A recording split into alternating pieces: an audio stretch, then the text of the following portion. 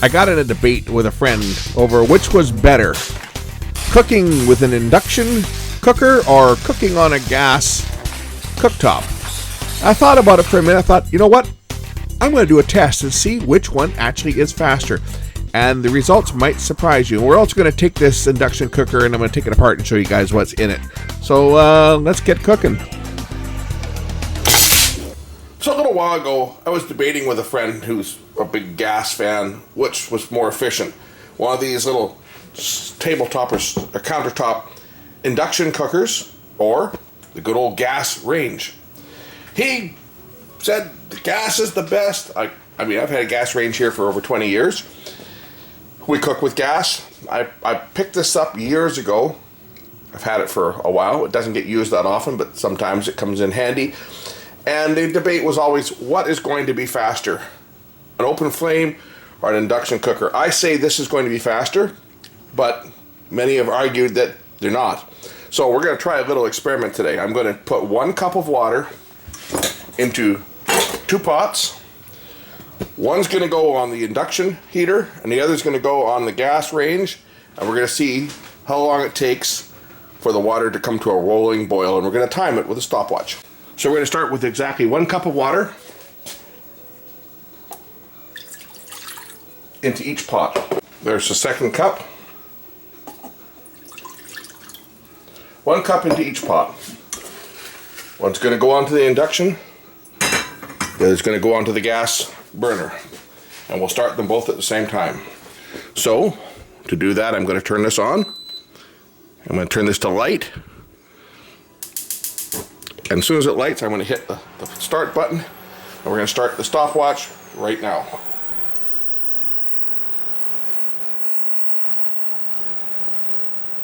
And we're just going to film them until one gets to a rolling boil. Whichever one gets to the rolling boil first will be the winner. We've been going now for 16 seconds. We already have steam. At 1 minute and 12 seconds, we have steam on the pot that's on the induction cooker. Remember, this test ends when we are at a rolling boil, but I will continue to allow this one to go until it gets to its full rolling boil as well. So make sure that I'm completely centered over the flame, which I am. We've got some serious steam happening here on the induction cooker, yet the gas is just starting to form some small bubbles at the bottom of the pot.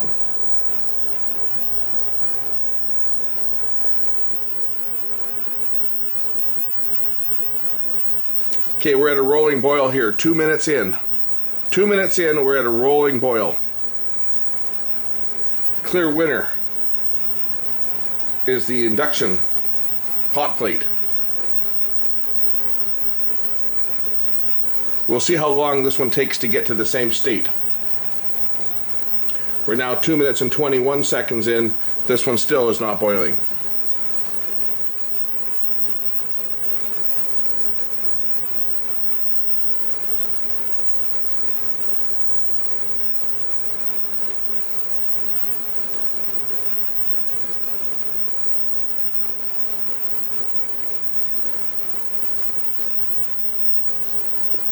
And if you're wondering, all is not lost, because I'm going to be making myself some lunch and I need more than 1 cup of boiling water. So when the experiment is done, the water from here is going in there to make my lunch.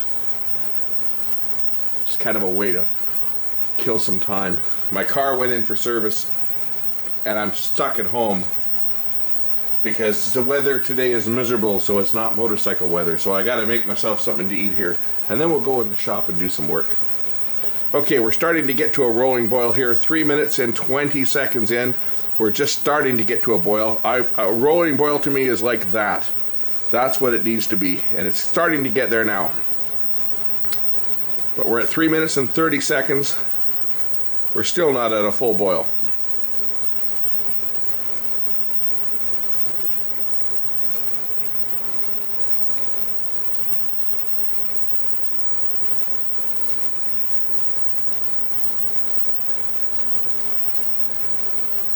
In fact, at almost 4 minutes in, we still are not boiling as vigorously as the water on the induction burner. 4 minutes in. Okay, I'm going to say that this is busted, that gas is better. There's no question that the induction is much more efficient than a gas burner. And I don't know about a regular electric stove, but I can pretty much assure you that it's going to blow the doors off of a regular electric stove as well. But even at this, even after 4 minutes in, this water is boiling much more violently than the other one. So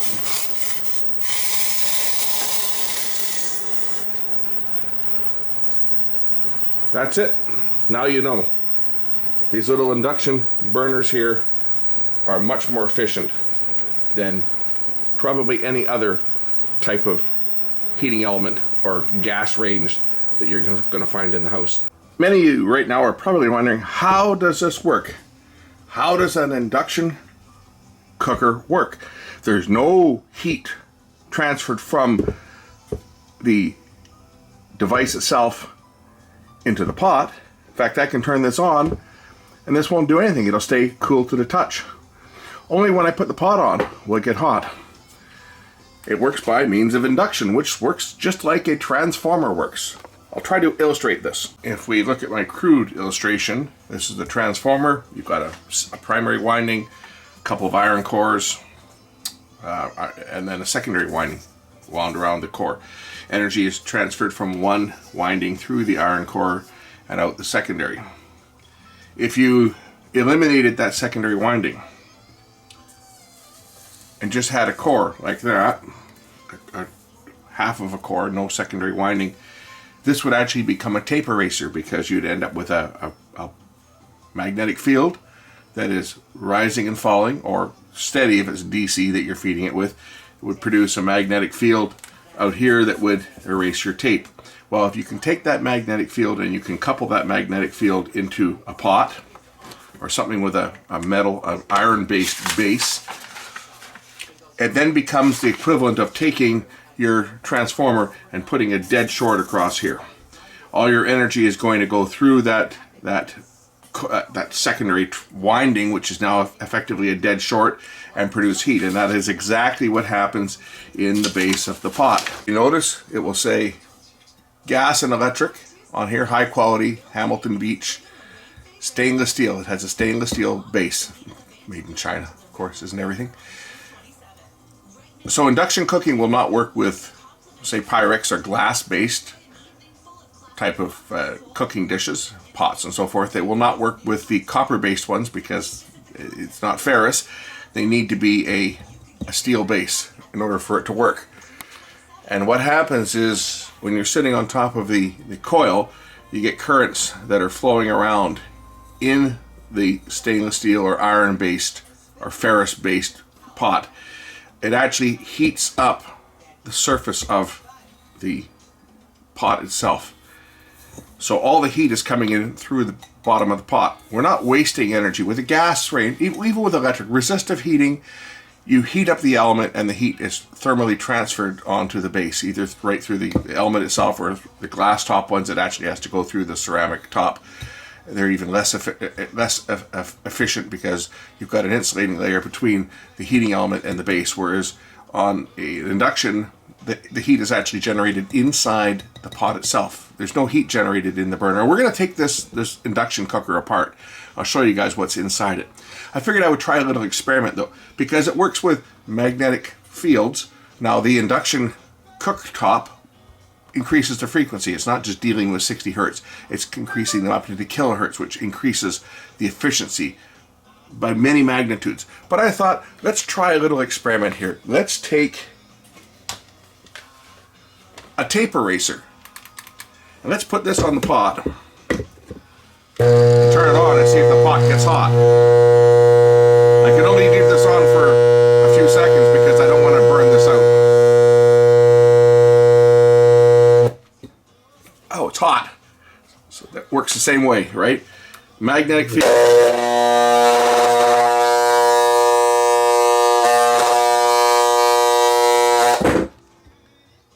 that's getting warm. Okay, it's cooling down now, but you get the picture. Just a small electromagnet like this operating at 60 hertz was able to transfer heat into the stainless steel base of this pot. Now, this is only putting out 700 watts is what this is going to consume, but it's also operating at 60 hertz, whereas this is operating in the kilohertz, and this is going to draw closer to 1500 watts. I think that's what it's rated at. We're going to take it apart. I'll show you guys what's in it. There's a lot more than what you would think. There's going to be coils underneath here. Under here, there's going to be coils for the induction transfer of energy. So let's take it apart and see what's inside it. Evidently, I picked this thing up years ago at Liquidators. If you've ever saw that the TV show, I think it was called Liquidators. The guy that finds all the goodies and to places that are going broke and so forth, and they come to him to get rid of their stuff. Has a TV show. It's been on. I think it's been on City TV for probably the last 20 years. Still runs in reruns. But he gets all kinds of gadgets and stuff, and all kinds of clear outs. I was going through there one day, a number of years ago, probably 15 years ago now. I was actually looking for the ATSC tuner boxes to pick up the off-air TV stations and convert them down to regular analog. And he had a bunch of them on sale in there for, I think they were like $20. And this was 20 bucks, so I figured, for 20 bucks, I'll buy it. And we've been using it ever since. So on the bottom here, got a couple screws. I've never taken this apart, so let's try it together. See what's in here. I'm sure all the different ones from the different brands, they are all exactly the same inside. But I tell you right now, when my gas range finally does need to be replaced, I would be considering replacing it with induction. The only thing that would prevent me from doing that is the fact that when the house was built, they didn't put 240 to the stove. They put 110 to power the fan and heater. There's like a plate warmer in the bottom and of the actual stove itself, and of course the hood fan. So they only put one 15 amp circuit there, and we'd actually need a couple 30 amp or 40 amp electric service like you would for a regular stove. It was kind of when I was building, I was being short-sighted. I'd had my mind made up we were going to cook with gas, and of course now they're trying to pass bylaws, believe it or not, in the big city. I don't know about where I am, but in Vancouver, they're trying to pass bylaws to make it illegal to have gas put into your house. They want everything electric. All right, what comes off here? This top should lift off. And okay, oh, there it is. Okay, cool. So just as I thought, let me see if this unplugs. The main panel here unplugs. You guys can see what exactly is in here. Yes, it does. Okay, there it is. Very, very simple. You got this one big coil of wire. There's no iron core or anything. Just a coil of wire. The pot itself becomes the iron core, which in a sense acts like a dead short. And all the energy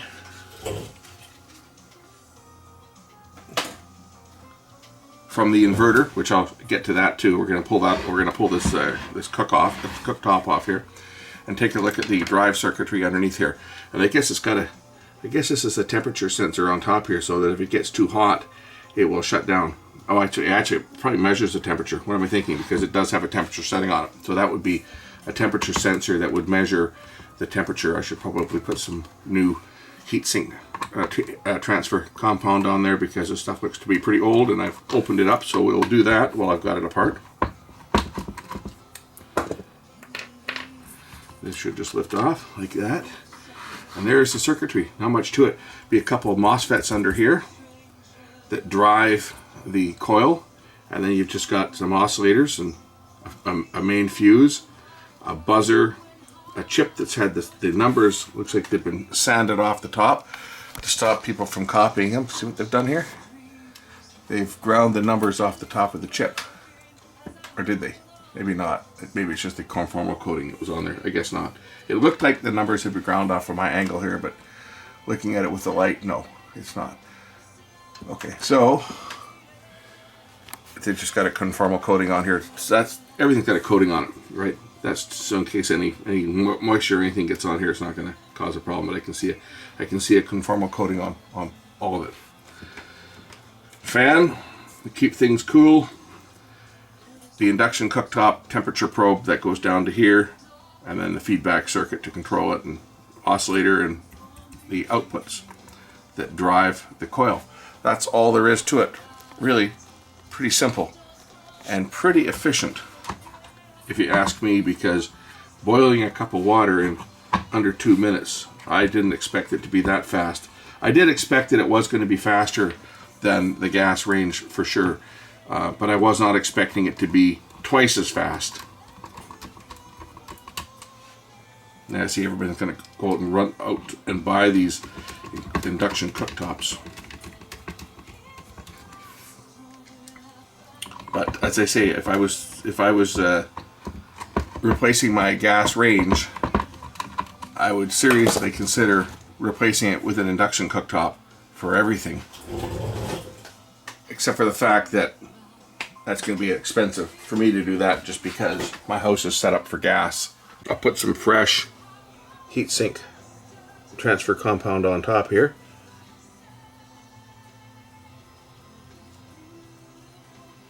For the sensor. Alright, put the top back on.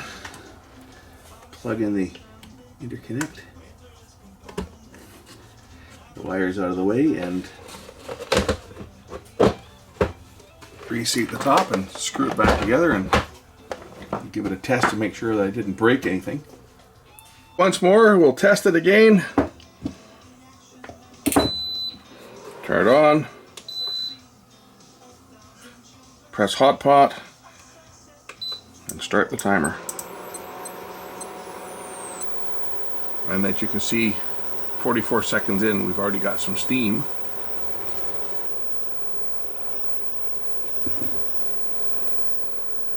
One minute and 11 seconds.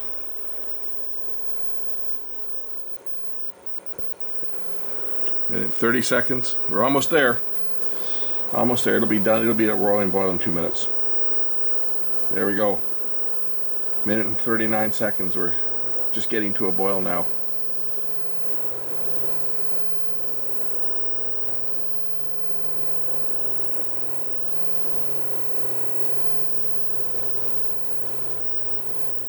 Minute 53 seconds to a rolling boil.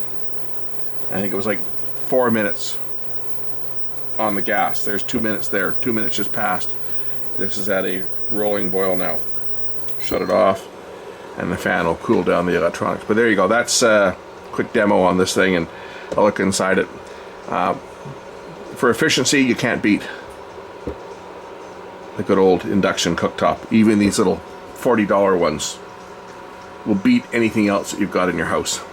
Thanks for watching.